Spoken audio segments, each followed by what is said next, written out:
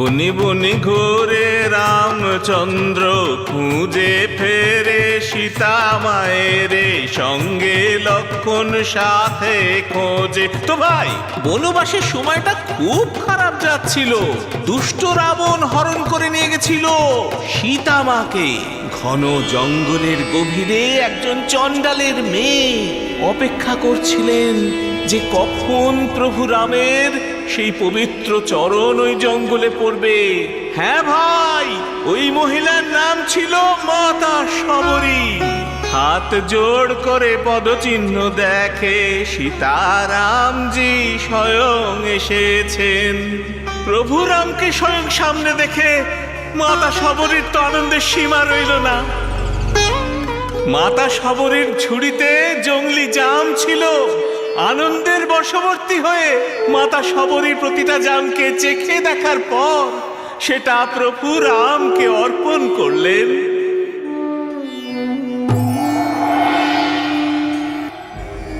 ভাই লক্ষণ ব্যাপারটা পছন্দ করলেন না। তার মনে প্রশ্ন জাগলো যে তার ভাই একজন আদিবাসী স্ত্রীর এঁটো জাম বিনা সংকোচে কি করে খায়। তারপর প্রভু রাম বললেন যে, হে লক্ষণ, আমার ছোট ভাই, ছুত অচ্ছুতের ভেদ ঈশ্বর নয়, মানুষ বানিয়েছে। লোকেদের মনের ভেতর ঢুকে দেখো, সবাই এক সমান। এই শবরের জাম এঁটো নয়, এগুলো মিষ্টি লক্ষণ, কারণ এগুলো ভালোবেসে অর্পণ করেছে সে। বৈষ্ণব জন তো তেনে কহিয়ে যে সব মানুষ সমান। দীর্ঘদিন ধরে জাতিভেদ আমাদের সমাজকে পথভ্রষ্ট করেছে। যে লোকগুলোকে অচ্ছুত বলা হয় তারা সেই হরির সন্তান, যিনি আমাদের সবাইকে বানিয়েছেন। হরিজনদের সমস্ত মানুষদের মতো সমান অধিকার পাওয়া উচিত। জাতিভেদ মানবতার বিরুদ্ধে একটা পাপ। এটা আমাদের দেশের একটা শত্রু। একে সামাজিকভাবে, আইনগতভাবে পরাজিত করে সমূলে উচ্ছেদ করাই আমাদের ধর্ম।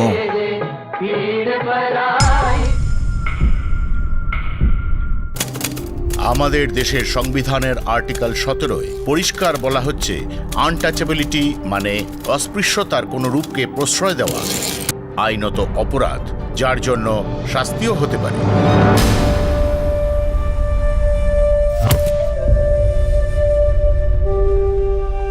প্রভু শ্রী রামচন্দ্র, গৌতম বুদ্ধ, গুরু নানক, দয়ানন্দ সরস্বতী, স্বামী বিবেকানন্দ, মহাত্মা গান্ধী আর ডক্টর বি.আর. আম্বেদকর, এই সকল মহাপুরুষ আমাদের ভারত মাতার গায়ে লেগে থাকা জাতিবাদের কলঙ্ক মুছে দেবার চেষ্টা করেছেন।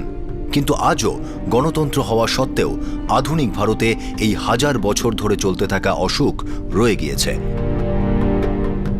আজও ব্রাহ্মণ জাতির কিছু মানুষ এখানে নিজেদের অন্য জাতির থেকে শ্রেষ্ঠ মনে করে। আবার ক্ষত্রিয় জাতির কিছু লোক এই ব্রাহ্মণদের মতো নিজেদের উচ্চ বর্ণ মনে করে। আর বর্ণ ব্যবস্থার সবচেয়ে নিচে যারা কষ্ট পায় তারা শূদ্র, যাদের সমমর্যাদার মানুষ মনে করা হয় না, যাদের গ্রামের সামাজিক, অর্থনৈতিক আর রাজনৈতিক জীবনে কোনো জায়গা দেওয়া হয় না। তারা গ্রামের বাইরেই থাকে।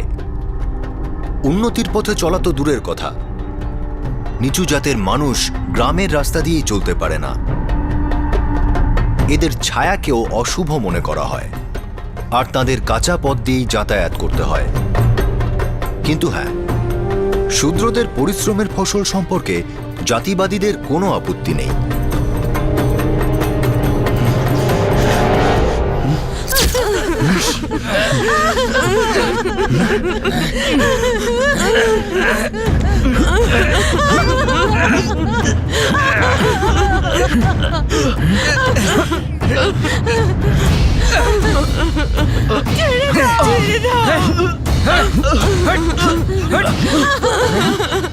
ওকে ছেড়ে দাও, ওকে ছেড়ে দাও, ওকে ছেড়ে দাও, ওকে ছেড়ে দাও, ওকে ছেড়ে দাও, ছেড়ে দাও, ছেড়ে দিন ওকে।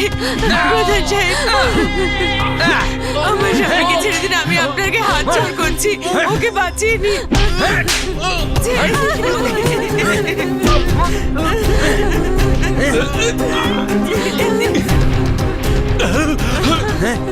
বাবা, বাবা, দেখো বাবা, সব দোষ আমার। আমার ছেলেকে ছেড়ে দাও, ও কিছু করেনি, যা শাস্তি দেবার আমাকে দাও, ওকে ছেড়ে দাও বলছি, আমার দোষ। প্রধান সাহেব, আপনার কাছে হাত জোর করছি, আমার ছেলেকে ছেড়ে দিন, আমার ছেলেকে ছেড়ে দিন। হাট! সব তোরই দোষ তাই না? তাহলে তুই ভোগ কর।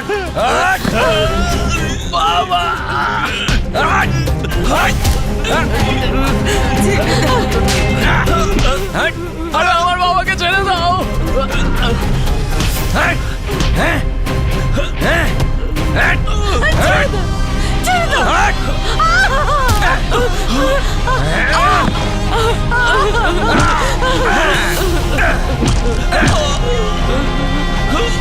ছেড়ে দাও না।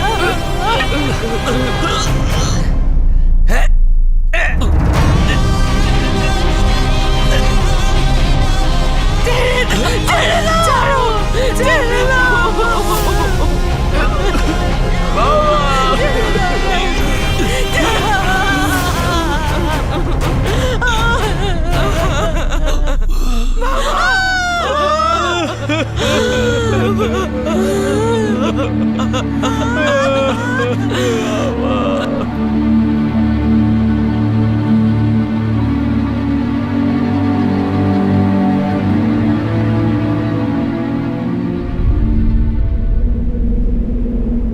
এটা আমাদের গ্রামের জন্য একটা শিক্ষা। আমাদের সভ্যতা আর আমাদের ঐতিহ্য কোনো ডাঙ্গুলি বা ব্যাট বলের খেলা নয়, যার যেমন ইচ্ছা হলো খেলে নিলাম। এসব চলবে না, সবাই জেনে রাখো। যে প্রথা চলে এসেছে সেটাই চলবে। পায়ের জুতো পায়েই থাকবে, সেটা মাথায় উঠবে না। আর একটা কথা, সবাইকে এই গ্রামেই থাকতে হবে, তাই এই গ্রামের ভালোর কথা ভাবতে হবে। এটা না যে যাত্রার সামনে যা খুশি বলে দিলাম। আজ এখানে যা হয়েছে সেটা কেউ দেখেনি, বুঝে গেছে তো সব?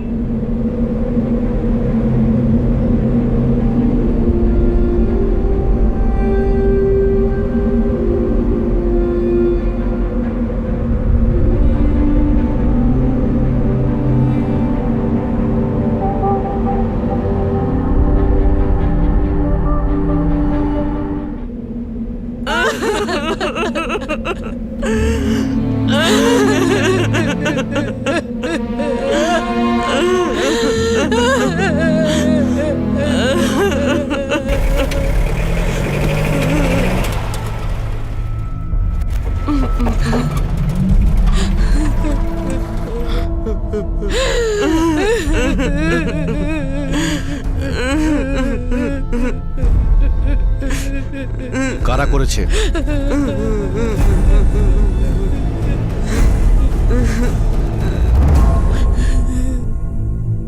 পঁয়ষট্টি বছরের গঙ্গারামের খুন গোটা গ্রামের সামনে হয়েছিল। শুধু গ্রামের নয়, বলা ভালো গ্রামের পঞ্চায়েতের সামনে হয়েছিল। আসলে পঞ্চায়েত ডাকা হয়েছিল একটা বিশেষ উদ্দেশ্যে, আর উদ্দেশ্যটা ছিল গঙ্গারামকে খুন করা। পঞ্চায়েতকে একটা সিদ্ধান্ত নিতে হতো, হয় গঙ্গারাম আর তার পরিবারকে গ্রাম ছাড়া করতে হবে, অথবা ৬৫ বছরের বয়স্ক গঙ্গারামকে এই পৃথিবী থেকেই বার করতে হবে।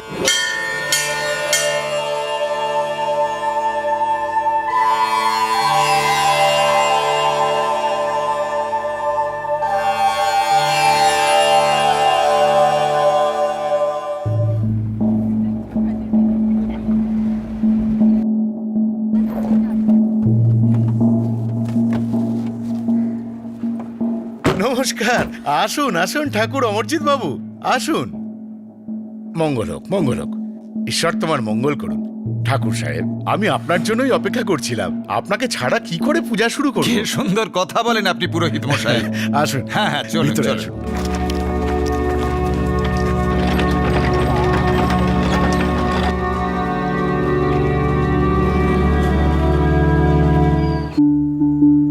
আরে হরি ভাই, এতদিন পরে?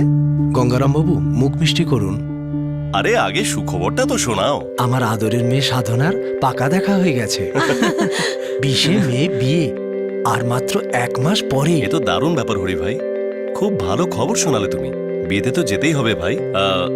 দেখো, আমরা মন্দিরে যাচ্ছি ঠাকুর দর্শন করতে, তুমিও চলো, আশীর্বাদ নিয়ে নেবে। না গঙ্গারাম বাবু, আমি কি আপনাদের সাথে মন্দির যেতে পারি?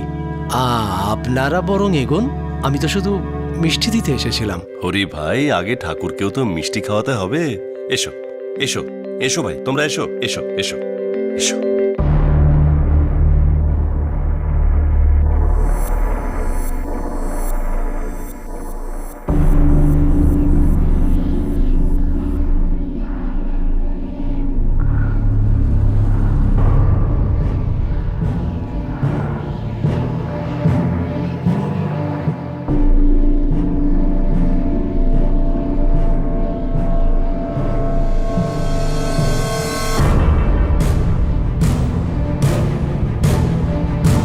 ওং ভূর্ভুবস্সব তস্সবিতুর্বরেণ্যং ভর্গস্য ধীমহি ধিয়ো ইয়ো ন প্রচোদয়াৎ। ওং ভূর্ভুবস্সব তস্সবিতুর্বরেণ্যং স্বাহা। দুর্গে দুর্গে দুর্গতি নাশিনী মহিষাসুর মর্দিনী জয় মা দুর্গে। দেবী দুর্গে জগত জননী তুমি মা মঙ্গল দায়িনী। দুর্গে দুর্গে দুর্গতি নাশিনী মহিষাসুর মর্দিনী জয় মা দুর্গে। ওং সর্বমঙ্গল মঙ্গলে শিবে সর্বাত্ম সাধিকে শরণ্যে ত্রম্বকে গৌরী। গঙ্গারাম,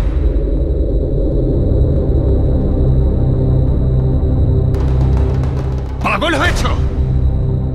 কি হয়েছে অমরজিৎ বাবু? এরা তিনজন কারা? ইনি আমার বন্ধু, দেবানারী গ্রামে থাকেন। এনার নাম হরি, আর এই দুজন এনার ছেলে। সমস্যা কি হয়েছে? তোমার এই বন্ধু আর তার দুই ছেলে কোন জাতের?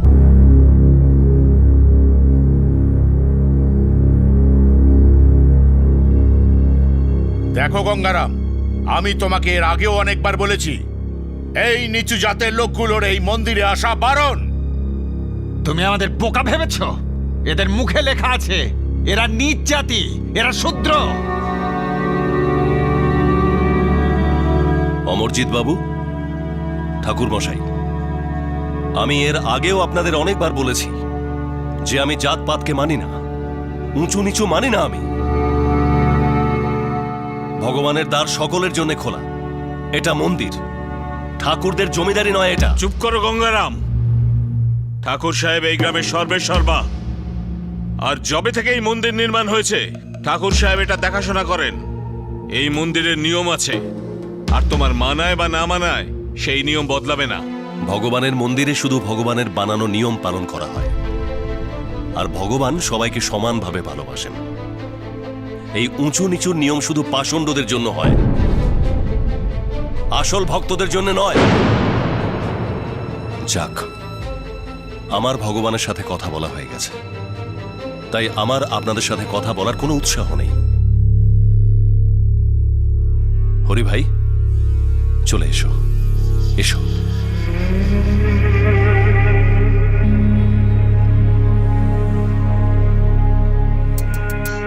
এই গঙ্গারাম খুব গলা ফাটাচ্ছে ছোট জাতের হয়ে।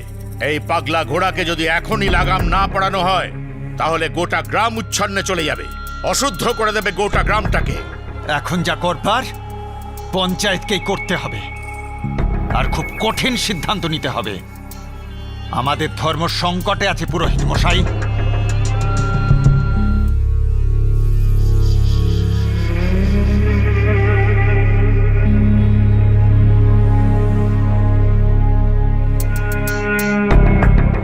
কাল আমাদের মন্দিরকে যেভাবে অপবিত্র করা হলো সেটা এই প্রথমবার নয়। গঙ্গারাম এমন অধর্ম এর আগেও অনেকবার করেছে। একে ভালোভাবে বোঝানো হয়েছে কিন্তু মানেনি, বারে বারে আমাদের ধর্মকে আঘাত করে চলেছে ও। এই লোকটার উপর প্রতি আক্রমণ খুব জরুরি হয়ে পড়েছে। গোটা গ্রামের সামনে, এই পঞ্চায়েতের সামনে তোমাকে নিজের ভুলের জন্য ক্ষমা চাইতে হবে। তোমাকে শপথ নিতে হবে যে এমন জঘন্য কাজ তুমি কখনো করবে না। দেখো, তুমি যে পাপ করেছো তার জন্য তোমাকে প্রায়শ্চিত্ত করতে হবে। তারপরেই মন্দিরটা ধোয়া হবে, সবার সামনে শুদ্ধিকরণ হবে। এক মিনিট পুরোহিত মশাই, আমার কিন্তু আরো অনেক কাজ আছে। আমি আপনার এই শুদ্ধিকরণের ভাষণ শুনতে চাই না। এই যে পাগলের মতো ভাবনা চিন্তা করেন জাতিবাদী, এগুলো ত্যাগ করুন, আর এই উঁচু নিচুর গল্প বন্ধ করুন। আরে দাদা, দেশ অনেক এগিয়ে গেছে। আমাদের জেলা থেকেই সব থেকে বেশি সরকারি অফিসার তৈরি হচ্ছে। আমাদের বাচ্চারা সারা দেশে ছড়িয়ে পড়বে, বিদেশে যাবে। তখন কি করবেন? তখন কি এই ছাইয়ের ছুত অচ্ছুতের রোগ ধরে আঁকড়ে বসে থাকবেন? দেখুন, এখনো কিন্তু দেরি হয়ে যায়নি। চিন্তাটা পাল্টান, চিন্তাটা। সবাইকে সাথে নিয়ে এগিয়ে চলুন। আরে এই ব্রাহ্মণ আর ঠাকুরদের রাজত্ব শেষ হয়ে গেছে দাদা। তাহলে কি এখন তোমার রাজত্ব শুরু হয়েছে গঙ্গারাম? একটা কথা মনে রেখো গঙ্গারাম, নিচু জাতের থেকে মাত্র এক ধাপ উপরে আছো তুমি। তোমরা ওবিসি হয়েছো বলে আর পঞ্চায়েতে জায়গা পেলে বলে তুমি আমাদের মাথায় উঠে নাচবে? শুনুন সবাই, আমার মতে যে লোক নিচু জাতের হয়ে ওকালতি করে আমাদের সমাজের মধ্যে থাকা তার কোনো অধিকারই নেই। এই লোকটাকে এই মুহূর্তে এক ঘরে করে দেওয়া হোক। এক ঘরে করে তো দেখো। এই মন্দিরে আমার যতটা অধিকার, এই গ্রামেও ততটাই অধিকার। শুধু আমার না, আমাদের সকলেরই আছে। শূদ্রদের আছে, ওবিসির আছে, ঠাকুরদের আছে, ব্রাহ্মণদের আছে, আর তাদেরও আছে যারা শুধুই মানুষ, আর কিচ্ছু না, শুধুই মানুষ। আমি মন্দিরে সবাইকে নিয়ে আসবো, বারবার আসবো। দেখো গঙ্গারাম, তোমার গঙ্গারাম, তুমি গ্রামের বয়োজ্যেষ্ঠ, গ্রামের সম্মান নিয়ে খেলা করো না, পুড়ে যাবে। গ্রামের ঠাকুর হিসেবে আমি এখনো গ্রামের লোকের রাগকে সামলে রেখেছি। কিন্তু আর একবার যদি তুমি মন্দির নোংরা করার চেষ্টা করো, তাহলে তোমাকে রক্ষা করার দায়িত্ব আমি নিতে পারবো না। অনেক কিছু হতে পারে গঙ্গারাম, অনেক কিছু।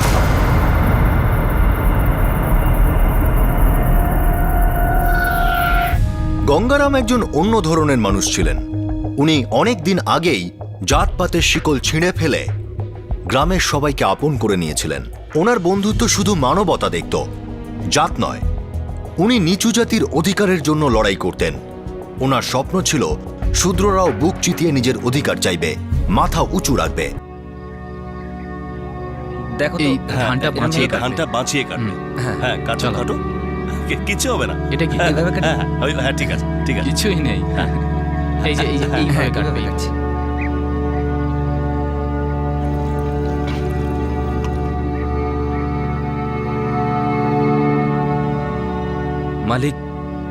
মালিক আপনি খুব ভালো মানুষ মালিক, কিন্তু এইভাবে যদি গ্রামের লোকেদের সাথে আপনি ঝগড়া করতে থাকেন, পরিস্থিতি কঠিন হয়ে যাবে মালিক, আপনারও আর আমাদেরও। হরিয়া, পরিস্থিতি কঠিন হওয়াটা আটকাও, সবাই মিলে লড়াই করো। কিন্তু আর যদি আজ তোমরা সবাই মিলে ওদের বিরুদ্ধে লড়াই না করো, তো আগামী প্রজন্মগুলো নিঃশ্বাসও নিতে পারবে না। আর কি হবে মালিক, আমরা তো নিঃশ্বাস বন্ধ করে বাঁচতে জানি। আমাদের হয়তো মন্দিরে যাওয়া বারণ, কিন্তু ভগবানকে কেউ আমাদের মন থেকে বার করে দিতে পারবে কি? উঁচু জাতের বাড়িতে আমাদের ছায়া পড়াও বারণ, তাই যাইও না। তাতে কি আমাদের কি জীবন নষ্ট হয়ে গেছে? মালিক, আমাদের সবকিছু দেখেও না দেখার ভান করে চলতে হয়। সবার সঙ্গে হাঁটতে না পারলেও তবুও তো হাঁটছি আমরা, বাড়ি তো যেতে হবে। আমাদের কপাল তো এমনিতেই অভাগা, আর ঝামেলা করে কোনোদিন তো ভাগ্য ফিরবে না। তাহলে কি দরকার?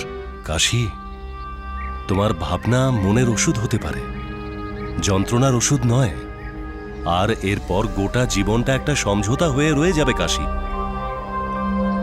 আরে যদি মানুষের মতো না বাঁচো, তাহলে বেঁচে থেকে কি লাভ? সম্মান আর স্বাধীনতা না থাকলে কিছুই থাকবে না।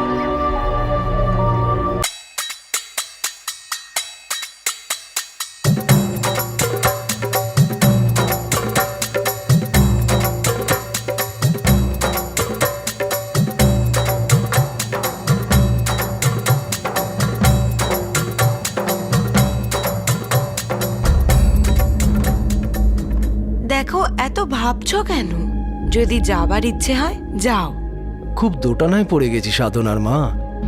না যদি বলি মনটা বড় খুঁতখুত করবে, আর যদি নেমন্তন্ন করিও তাহলে গঙ্গারাম বাবুও বড় সমস্যায় পড়ে যাবেন। আমাদের মেয়ে ওনার কোলে বড় হয়েছে গো। আমি তো বলবো নেমন্তন্ন করেই ফেলো, কিন্তু সাথে এটাও বলে দিও অসুবিধে থাকলে যেন না আসে। আমাদের খারাপ লাগবে না। সমস্যা বুঝি আমরা সকলের।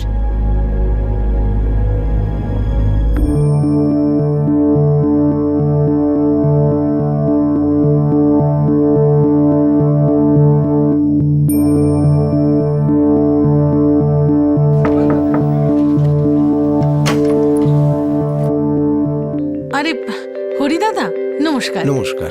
আসুন আসুন, ভেতরে আসুন। না না, আমি ভেতরে যাব না, একটু গঙ্গারাম বাবুকে বাইরে ডেকে দিলে ভালো হয়। আরে হরি ভাই, এসো এসো, ভেতরে এসো। না না গঙ্গারাম বাবু, শুধু শুধু ওই জাতপাতের ঝামেলা শুরু হয়ে যাবে। হরি ভাই, শুরু হলে তো শেষ হবে, আর এক সময় শুরুই হবে না। হরি ভাই, কমপক্ষে তুমি তো এসব কুসংস্কারে বিশ্বাস রেখো না। এসো এসো, চিন্তা করো না, ভেতরে এসো এসো।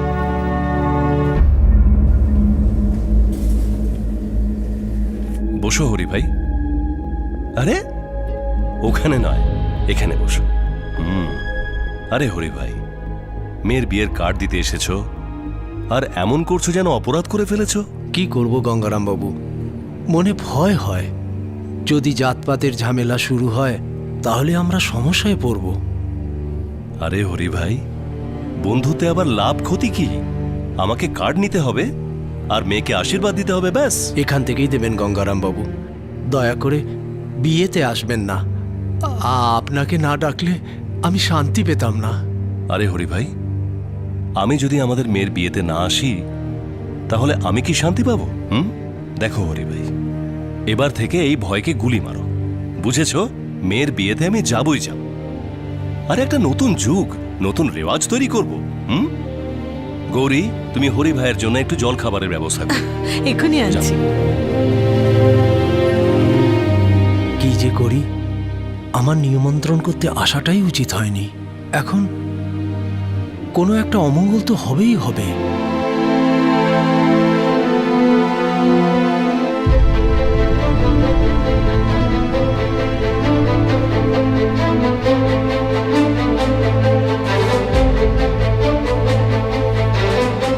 আরে এই নিচু জাতের লোক এখানে কি করছে? এসেছে হয়তো নিজেদের লিডার গঙ্গারামের সাথে দেখা করতে। ও তো এখন এই নিচু জাতের লিডার হয়েছে। শুনছি নাকি এই হরির মেয়ের বিয়ে। নিমন্ত্রণ করতে এসেছে হয়তো গঙ্গারামকে। মনে হচ্ছে দুজনে একসাথেই ঘাটে যাবে। বাবাকে বলো না, আমাদের ওখানে না যাওয়াটাই ঠিক হবে। কি বলছো পূজা? আরে বাবা আর হরি কাকা দুজনে ভাইয়ের মতো, দুজনে একসাথে খেতে ঘাম ঝরিয়েছে। আর ওনার মেয়ে সাধনা, আরে আমার একদম বোনের মতো, আমাকে রাখি পড়ায়, আর তার বিয়েতে আমরা যাব না? এটা কি হতে পারে নাকি পূজা? চুপ কর, আমার জীবন কেটে গেল তোর বাবার এই জেদটা দেখতে দেখতে আর বুকতে বুকতে। আরে মা, বাবা একদম ঠিক বলে। দেখ, তোর বাবা এমনিতেই গ্রামের বড়দের সাথে ঝামেলা করেছে, আর ওরা ওরা সবাই তো ওত পেতে বসে আছে যে কখন তোর বাবার পা হড়কাবে আর ওরা ঝাঁপিয়ে পড়বে। কার সাহস আছে যে বাবার দিকে চোখ তুলে দেখবে? চুপ কর। সেই সেই সমাজ সংস্কারের রোগ তোকেও ধরেছে না? আরে এত বছর ধরে চলা পরম্পরা তোরা বাপ ছেলেতে মিলে বদলাতে পারবি নাকি? না। আর বলিস না যেটা শহর না, এটা হচ্ছে গ্রাম। এখানে চারটে লোকের মতের অনেক গুরুত্ব আছে। আর এমনিতেও কুয়ো থেকে জল আনতে তোমরা যাও না, আমরা দুজন যাই। জমিদার গিন্নি আর ব্রাহ্মণীদের কথা আমাদেরই শুনতে হয়। যদি গ্রাম থেকে বের করে দেয় না, তাহলে একুলো যাবে ওকুলো। তখন কি হরি আর ওর জাতের লোক আমাদের জায়গা দেবে? দেবে না। আর তাছাড়া আমরা ওদের বিয়েতে গেলে কি ওদের জাতের উন্নতি হয়ে যাবে? হবে না। কিন্তু যেটা হবে সেটা হলো আমাদের পরিবারের ক্ষতি, আমাদের পরিবারের সর্বনাশ।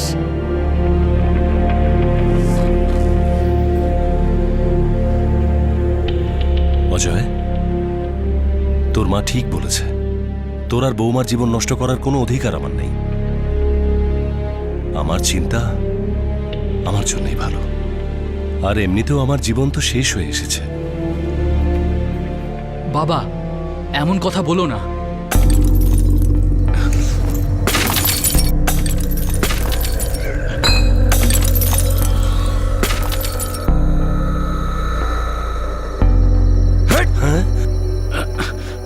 আরে ওই নিচু জাতের দালাল, যদি তুই ওই শুয়োর হরির মেয়ের বিয়েতে যাস না, তাহলে তোর এই বাড়ি থেকে কখনো কারো বিয়ে হবে না। আরে তোর এই বাড়িটাই থাকবে না, জ্বালিয়ে ছাড়ি করে দেবো তোর এই বাড়িটাকে, আর সেই সঙ্গে তোর এই পুরো পরিবারটাকেও।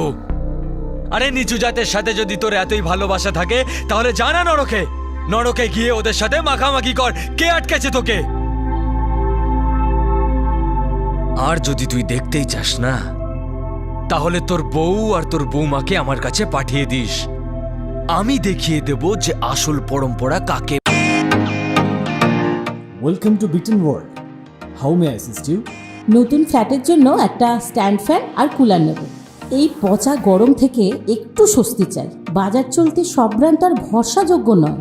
তার জন্য তো আমাদের ফ্যান আছে, all purpose bullet table fan, ceiling fan. আমাদের সিলিং ফ্যান কিন্তু 30 মাসের ওয়ারেন্টি সহ পাওয়া যায়। আছে ফারাটা 2 বছরের ওয়ারেন্টি, 17 থেকে 20 মিটার এয়ার ফ্লো। মধ্যবিত্তের সাধ্যের মধ্যে একমাত্র ভরসাযোগ্য ব্র্যান্ড বিটন। আমাদের কুলারের কিন্তু অনেক range, 45 litres, 50 litres, 70 litres, 90 litres, 110 litres. Honeycomb সহযোগে বিটনের সব কুলারের ওয়ারেন্টি 1 বছর। চেনা হাওয়ায় অচেনা অনুভূতির জন্য একমাত্র আদর্শ বিটন। গরমে স্বস্তি পেতে বিটনের ফ্যান হোক বা কুলার, আজই আনুন বাড়িতে। Vuitton, digitally yours.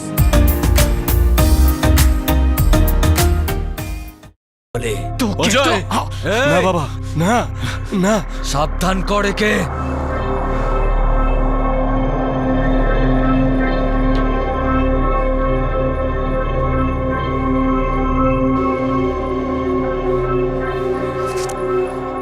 এবার তো আমাকে হরি ভাইয়ের মেয়ের বিয়ের অনুষ্ঠানে যেতেই হবে। বাবা, তুমি একা যাবে না, আমরা সবাই যাব তোমার সঙ্গে।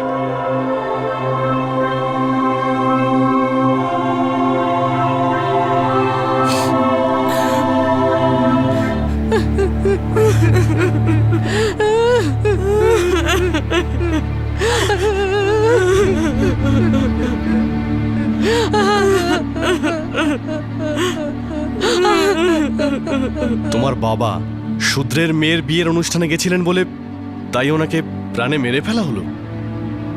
হ্যাঁ স্যার। তুমি ছাড়া আর কেউ আছে যে সাক্ষী দেবে? গোটা গ্রামের সামনে আমার বাবাকে এখানেই খুন করা হয়েছে সাহেব। আমি সাক্ষীর কথা বলছি, সামনে এসে আদালতে সাক্ষী কে দেবে? সাহেব, মা, আমার স্ত্রী, আমাদের 3 জনের সামনে আমার বাবাকে এখানেই মেরে দিল সাহেব। ওই হরি, ও কি সাক্ষী দেবে? নিশ্চয়ই দেবে। হরি কাকা তো আমার বাবার খুব ভালো বন্ধু। ওনার মেয়ে সাধনা তো আমাকে রাখি বাঁধে, আমার বোনের মতো সাহেব।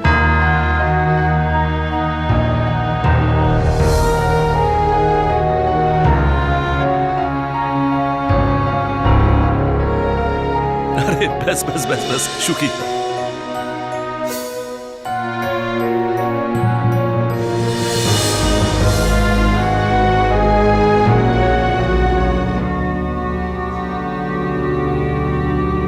গঙ্গারাম বাবু, এবার আপনারা ফিরে যান। ঠাকুরের কিছু লেঠেল কিন্তু আমাদের উপর নজর রাখছে, ব্যাপারটা ভালো না। আপনারা এখন ফিরে যান। হরি ভাই, সাধনা মায়ের বিয়েতে খাবার না খেয়ে তো আমি যাবই না। আর শোনো, যদি লেঠেলরা আসে ওদেরকেও খেতে বসিয়ে দেব। আর দেখো, আমারও খুব খিদে পাচ্ছে, দেরি করো না। আর শোনো, যা হবে দেখা যাবে।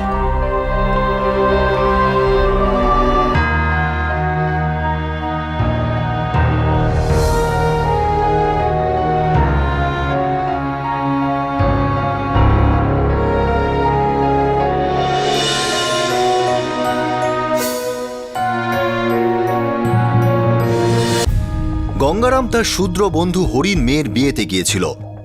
সেখানে বিয়ের ভোজও খেয়েছিল। আর সেই একসাথে খাবার খাওয়ার ব্যাপারটা কফিনের শেষ পেরেক হয়ে গেল। Last nail in the coffin. গ্রামের উঁচু জাতির মাতব্বরদের মতে গঙ্গারাম মহাপাপ করেছিল। সে ওদের সহ্য ক্ষমতার সমস্ত সীমা পার করে দিয়েছিল।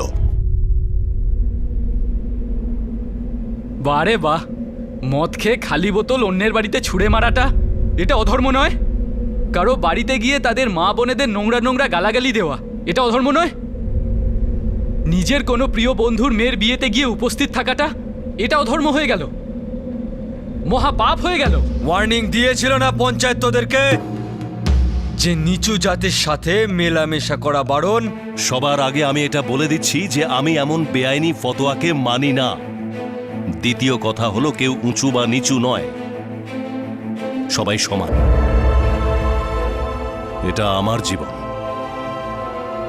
যেমন ইচ্ছা হবে কাটাবো,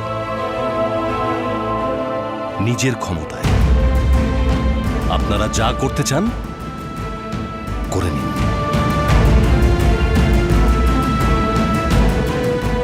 আর ভাই সব, আপনাদের আমি বলতে চাই যে আপনারা নিজেদের গলায় জাতিবাদের যে ভারী কলসিটা বেঁধে রেখেছেন সেটা ফেলে দিন, না হলে উন্নতির স্রোতে ভাষার বদলে আপনারা ডুবে যাবেন। আরে এই জাতিবাদের নৌকা তো ভাটার টানে টলমল করছে, তাতে আপনারা সবাই বসে থাকলে তো নিশ্চিতভাবেই ডুববে।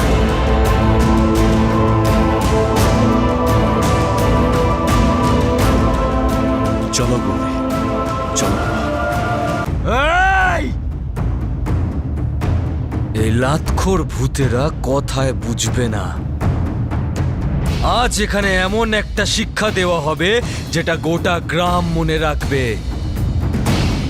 আর মুতে ফেলবে ভয়ের চোটে। আজকের পর নিচু জাতির হয়ে দালালি করা তো দূরের কথা, কেউ ওদের নাম মুখে আনারও সাহস করবে না। আর রইল কথা ধর্ম আর অধর্মের, তাহলে তার হিসাবও আজকেই হয়ে যাবে।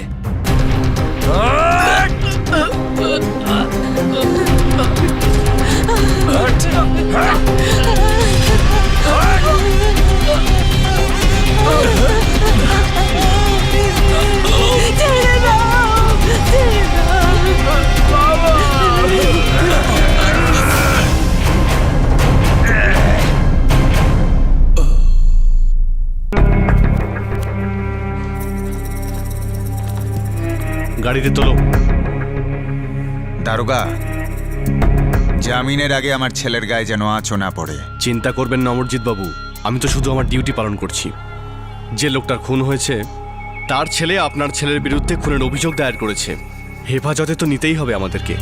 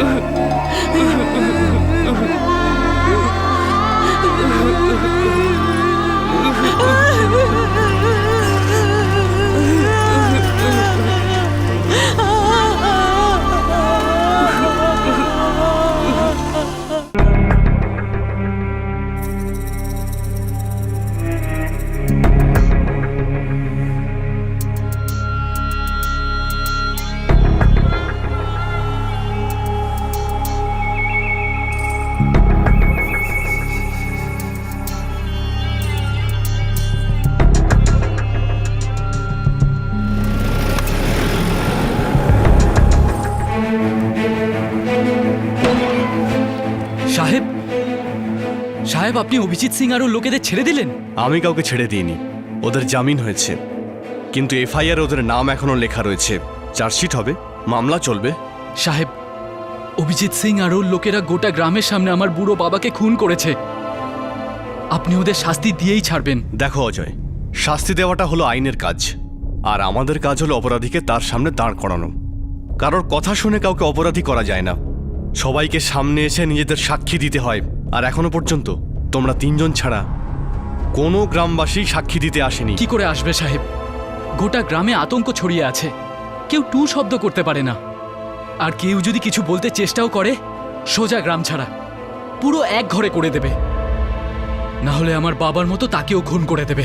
আমরা কাউকে জোর জবরদস্তি করে কারো সাক্ষ্য নিতে পারি না অজয়, সেটা আইনের নিয়ম বিরুদ্ধ। হ্যাঁ, তদন্ত চালিয়ে যাব, যখন সঠিক সময় আসবে চার্জশিট ফাইল করে দেব।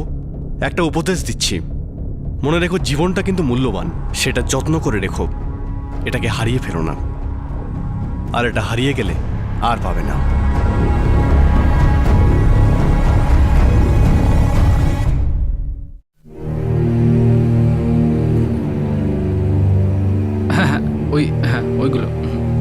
এই যে এইখান থেকে, হ্যাঁ হ্যাঁ ভালোভাবে করো। ঠিক আছে, হ্যাঁ এই দিকটা রাখো, এইখান। অজয় দাদা, আমরা মালিককে বলেছিলাম এটা কোনো লড়াই না, এটা দেওয়ালে মাথা ঠোকার মতো ব্যাপার। 6 মাস হয়ে গেল, কিছুই তো হলো না। ব্যাপারটা যা ছিল তাই আছে, শুধু মালিকই নেই আমাদের মধ্যে। অকারণে প্রাণটা গেল ওনার। ভালো মানুষ ছিলেন। আমাদের মনে উনি সারা জীবন পুজো পাবেন, কিন্তু তাতে কি হবে? কি এসে যাবে অজয় দাদা? কিচ্ছু না। শ্রীরাম আর গান্ধীজিকে তো লোকে আজও মনে রেখেছে, কিন্তু তাদের কথা কে মনে রেখেছে?